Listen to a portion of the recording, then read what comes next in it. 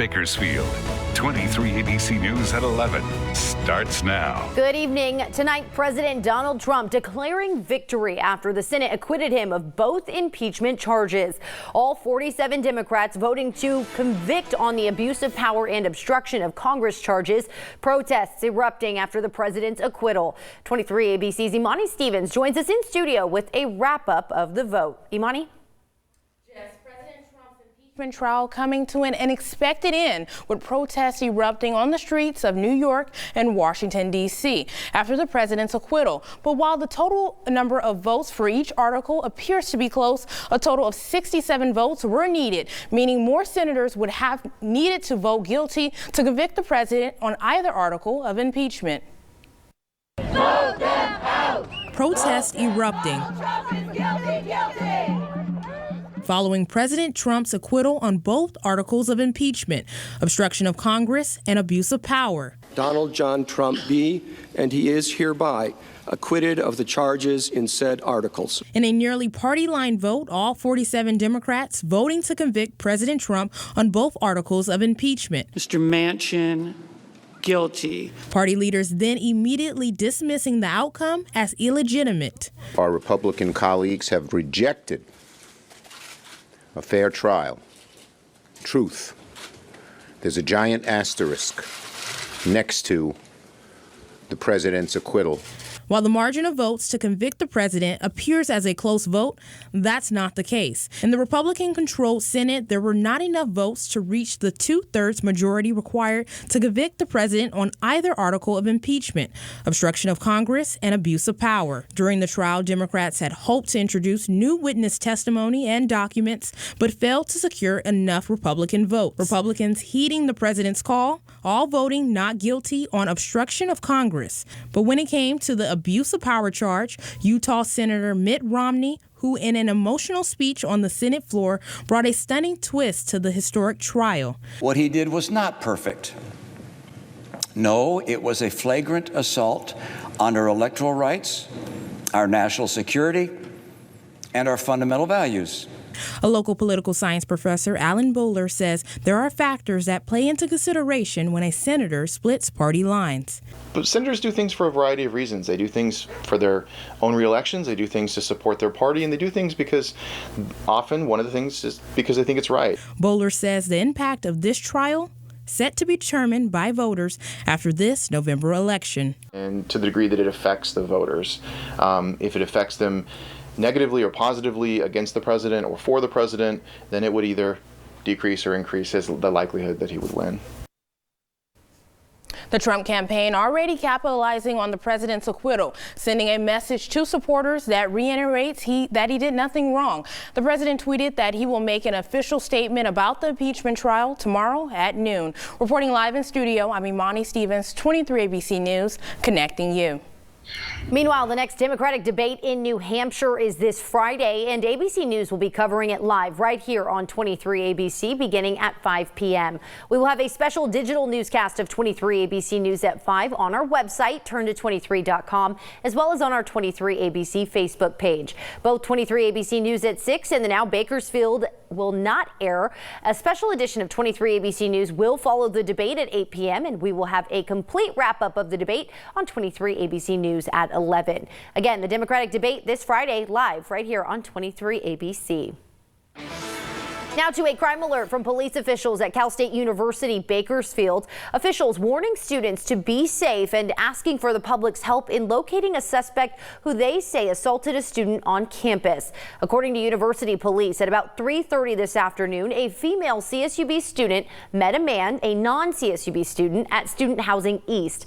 Police say the student met and communicated with the suspect through the dating app Tinder. The man was told to wait in a common area of Student Housing East while the female student went to her room.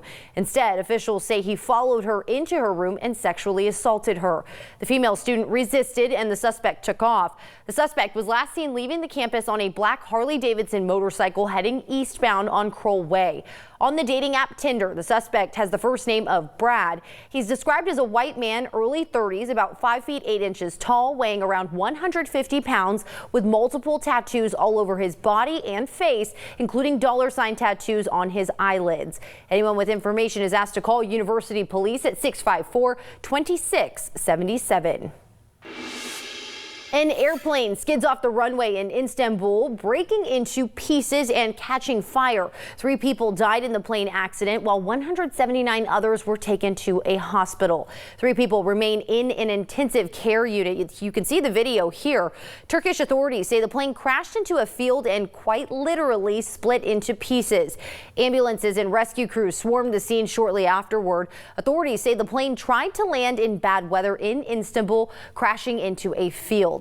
Passengers had to evacuate through cracks in the smashed plane. The low-cost Pegasus Airlines plane had 183 passengers and crew on board. The airline issued a statement extending condolences to the family of those killed and injured. Well, we had another day with temperatures below average here in Bakersfield. So seasonal is at 60 degrees. We were at 56 today. The day before was at 54. And we are going to be warming up over the next several afternoons. But as of right now, you can see temperatures already in the low 40s here in Bakersfield right now, in the mid 30s in Lebec, Fraser Park, as well as in Pine Mountain Club. But those overnight lows not quite as cold as what we were feeling this morning. So we had a low of 30 degrees here in Bakersfield, so it looks like it's going to be up about 7 degrees, and that warming trend only continuing as high pressure will be dominating, so you can expect the return of the 60s tomorrow, and that's continuing through the weekend. But then we are tracking our next chance for rain. I'll let you know when you can expect that coming up next. Check this out. A new earthquake mobile phone alert system is live in Kern County. Kern County officials posting on social media saying the earthquake early warning is now live in California with the app Quake Alert USA. The app will alert users that an earthquake has occurred and send an alert to your device with further information. It's available on both iOS and Android devices, so you can download it and register tonight. This is the most expansive earthquake early warning app to be unveiled in the U.S. Another app, Shake Alert LA, came out last year, but it was only available to people within the Los Angeles area. Both apps work with the United States Geological Survey's network of seismic sensors. Cal State Bakersfield will be honoring Black History Month by hosting several events on campus. Tomorrow, the Icardo Center will host Gospel Fest 2020. The annual festival will feature choirs, dance groups, and soloists from the spiritual community. The event is open to the public, and it's happening Thursday at the Icardo Center from 5 until 8 p.m. The following day, the community will come together for an annual breakfast at CSUB. It is the 5th annual Unity Breakfast in the Stockdale room of CSUB's Runner Cafe. Breakfast will be provided, and university officials say there will also be an inspirational message, and someone will receive the annual Unity Award. The award will honor someone who exemplifies outstanding contributions in promoting diversity and collaborations. The breakfast is happening Friday at 7 a.m. For a full list of events happening for Black History Month, be sure to head to our website, turnto23.com. The Downtown Business Association and the Downtown Bakersfield Development Corporation is gearing up to host the State of the Downtown Breakfast next week. The theme of this year's breakfast is creating a clean, safe, and welcoming area for the heart of our city. The breakfast is set to take place from 7 until 9 a.m. next Thursday, February 13th at the Westchester Hall in downtown Bakersfield. Tickets are $70 to purchase them. Head to our website, turnto23.com.